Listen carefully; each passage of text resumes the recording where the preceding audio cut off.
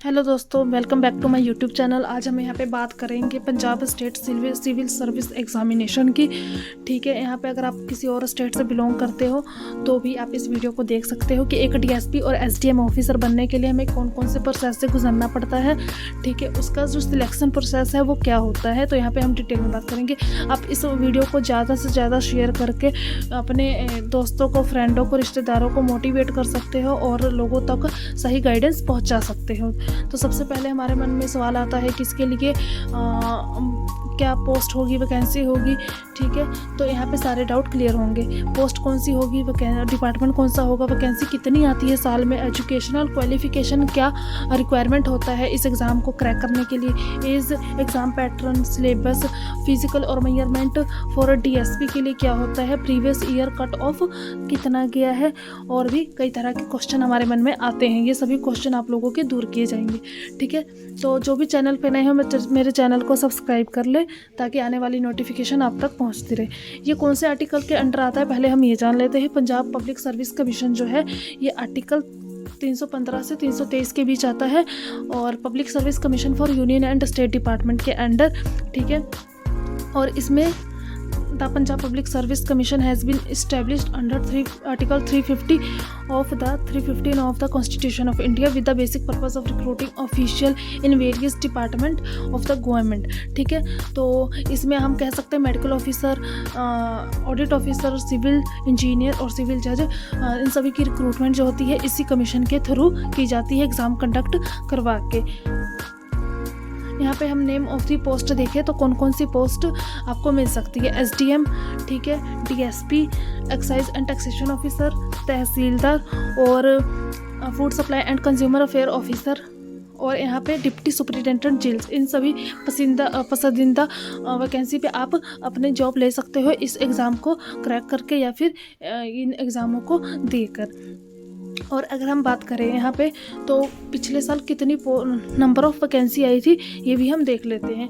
2012 में बात करें तो 160 वैकेंसी आई थी टोटल। ठीक है, 2013 में 120 वैकेंसी आई थी, 2015 में 100 वैकेंसी आई थी। इस तरह वैकेंसी आती हैं, बहुत ही लिमिटेड नंबर में वैकेंसी आती है, बहुत ही कम वैकेंसी आती है। और एजुकेशनल क्वालिफिकेशन क्या होती है इसके लिए, तो bachelor degree in any discipline from recognised university और इंस्टीट्यूट से आपकी बैचलर डिग्री होनी चाहिए। आपने बीकॉम किया है, बीएससी किया है, बैचलर ऑफ आर्ट्स किया है, कोई फ़र्क नहीं पड़ता।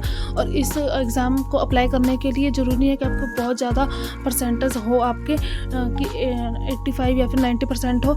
इसके लिए आपको सिर्फ पासिंग मार्क्स 45% भी लेके आते हो फिर भी अप्लाई कर सकते हो। एज लिमिट की बात करें for all the post except DSP and DSJ. ठीक है, तो यहाँ पे देख सकते हो आप लोग जनरल कैंडिडेट के लिए 21 से 37 साल जो एज है वो रखी गई है। एससी बीसी के लिए अप टू 40 ईयर्स रखी गई है और गवर्नमेंट एम्प्लॉयज़ के लिए up to 45 years, physically handicapped के लिए up to 47 years age relaxation दी गई है। और डीएसपी एंड डीएसजे की बात करें हम तो यहाँ पे 21 से 28 साल रखा गया है। ठीक है, एससी कैटेगरी और बीसी कैटेगरी के लिए 21 से 33 साल और गवर्नमेंट और फिजिकल हैंडीकैप्ड के लिए नहीं है यहाँ पे कोई age relaxation. DSJ deputy superintendent jails होता है। ठीक है, डीएसजे का मतलब और डीएसपी का मतलब होता है डिप्टी सुपरिटेंडेंट ऑफ पुलिस। ठीक है, समझ जाइए आप यहाँ पे फुल फॉर्म। अब नेक्स्ट हम बात करें कि एग्ज़ाम पैटर्न क्या होता है इसका। एग्ज़ाम पैटर्न इसका 3 स्टेज में कंडक्ट कराया जाता है। यहाँ पे जो फर्स्ट स्टेज होता है वो प्रिलिमिनरी एग्जामिनेशन होता है। ठीक है, फिर सेकंड मेंस एग्जामिनेशन होता है और थर्ड में आपका इंटरव्यू कंडक्ट कराया जाता है। ठीक है, जो प्रिलिमिनरी एग्जामिनेशन होता है वो ऑब्जेक्टिव टाइप का होता है, मेंस एग्जामिनेशन डिस्क्रिप्टिव टाइप का होता है। ठीक है, अब हम प्रिलिमिनरी एग्जामिनेशन का मार्क्स देख लेते हैं। ठीक है, और पेपर देख लेते हैं कितने स्टेज में कंडक्ट कराया जाता है। ये पेपर 1 लिया जाता है, फिर पेपर 2 लिया जाता है। अगर हम सब्जेक्ट की बात करें तो जनरल स्टडीज़ 100 क्वेश्चन आते हैं। ठीक है, ईच क्वेश्चन 2 मार्क्स के होते हैं। इस तरह टोटल मार्क्स 200 नंबर का बन जाता है। सिविल सर्विस एप्टीट्यूड टेस्ट कराया जाता है। ठीक है, इसके आपके 80 क्वेश्चन आते हैं, एक क्वेश्चन 2.5 मार्क्स का होता है, 2.5 मार्क्स का। इस तरह 200 नंबर टोटल हो जाता है। ये सिर्फ एक क्वालिफाइंग चीज़ है जो आपको मेंस के लिए क्वालिफाई करती है। ठीक है, इसके जो मार्क्स हैं वो मेरिट लिस्ट में नहीं जुड़ते हैं। It is only screening test qualifying in nature, non active marking. ठीक है, यहाँ पे कोई आपकी नेगेटिव मार्किंग नहीं होती है, पर इसमें गेन किए हुए मार्क्स आपके मेरिट लिस्ट में नहीं जुड़ते। यहाँ पे पेपर 1 के लिए आप लोग देख सकते हो सिलेबस, आप लोग डिस्क्रिप्शन बॉक्स में जाकर डाउनलोड कर सकते हो PDF, अगर आप इस एग्जामिनेशन की प्रिपरेशन कर रहे हो। अब हम आ जाते हैं मेन एग्जामिनेशन का जो एग्ज़ाम पैटर्न होता है क्या होता है। इसमें टोटल आप लोगों को 7 सब्जेक्ट होते हैं। ठीक है, 7 सब्जेक्ट में अगर हम कहें तो पहले पंजाबी होता है कंपलसरी, जो 100 मार्क्स का होता है। इंग्लिश कंपलसरी जो कि 100 मार्क्स का होता है। ऐसे आता है आपका 150 मार्क्स का। और 4th जो होता है GS पेपर फर्स्ट होता है, जिसमें हिस्ट्री, ज्योग्राफी एंड सोसाइटी के बारे में पूछा जाता है, 250 मार्क्स का होता है। GS पेपर सेकंड में आपका Indian constitution and politic governance and international relation के बारे में पूछा जाता है, जो कि 250 मार्क्स का होता है। इस तरह आपका GS पेपर थर्ड में economy, statics and security issues पूछा जाता है, जो कि 250 मार्क्स का होता है। 7th में GS पेपर फोर्थ पूछा जाता है, जो कि science and technology, environment problem solving and decision making, 250 marks का होता है। लास्ट में इंटरव्यू होता है, जो कि 150 मार्क्स का होता है। मेन एग्जामिनेशन और इंटरव्यू के मार्क्स को जोड़कर ही आपकी मेरिट लिस्ट लगती है। ठीक है, इस तरह टोटल मार्क्स 1500 मार्क्स हो जाते हैं। इस तरह टोटल 1500 में से आपके मार्क्स की मेरिट लिस्ट लगती है, जितना भी आपने गेन किया। Important points for main examination की बात करें अगर हम, तो यहाँ पे all papers are descriptive in nature. ठीक है, candidates attempt all the paper except the language papers in Punjabi और इंग्लिश मीडियम। ठीक है, तो आप लोग अटेम्प्ट कर सकते हो बोथ लैंग्वेज में।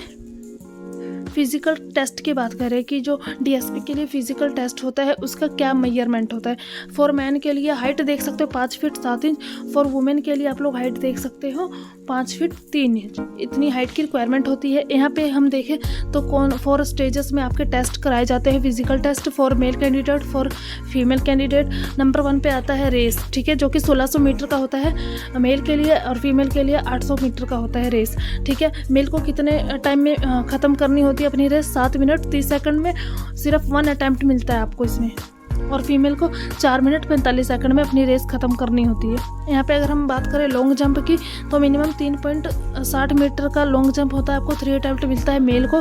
ठीक है, फीमेल को मिलता है यहाँ पे लॉन्ग जंप मिनिमम 3 मीटर करना होता है, 3 अटैम्प्ट दिए जाते हैं आपको। ठीक है, हाई जंप आप देख सकते हो मेल के लिए फीमेल के लिए 3 अटैम्प्ट्स दोनों को दिए जाते हैं, पर जो मेल के लिए 1.15 मीटर है और फीमेल के लिए 1 मीटर है। वर्टिकल रोप मतलब कि रस्सी चढ़ना होता है, मेल के लिए 2.0 मीटर है। ठीक है, 3 अटैम्प्ट दिया जाएगा। और फीमेल के लिए आप लोग देख सकते हो running between 2 parallel lines 10 metre apart 5 times in 20 second, 1 attempt only. ठीक है, तो ये सारे टेस्ट होते हैं DSP बनने के लिए। एक मैं आप लोगों को डाटा शो कर रही हूँ Punjab state civil service examination combined examination 2015 का। ठीक है, यहाँ पे टोटल नंबर ऑफ एप्लीकेंट्स थे 28,924। ठीक है, और पेपर कितनों ने दिया? हु गिवन प्रीलियम्स 21,896 लोगों ने पेपर दिया है। ठीक है, क्वालिफाई कौन हुए मेंस के लिए? सिर्फ 1,242 लोगों को क्वालिफाई किया। फिर उसके बाद शॉर्ट लिस्टेड फॉर इंटरव्यू के लिए 264 लोगों को सिर्फ चुना गया। ठीक है, उसके बाद सिलेक्टेड कैंडिडेट कौन थे? सिर्फ 100 थे। फिर अगर कोई स्टूडेंट दोबारा इस चीज़ को करना चाहे तो उसको स्टेप 1 से करना होगा। इस तरह आप एक मेरिट लिस्ट देख सकते हो टॉप 5 लोगों की जिन्होंने मार्क्स गेन किए इंटरव्यू में और मेंस एग्जाम में मार्क्स गेन किए। ठीक है, इस तरह आप Punjab state civil service examination की जो भी बच्चे प्रिपरेशन कर रहे हैं उन्हें मेरी तरफ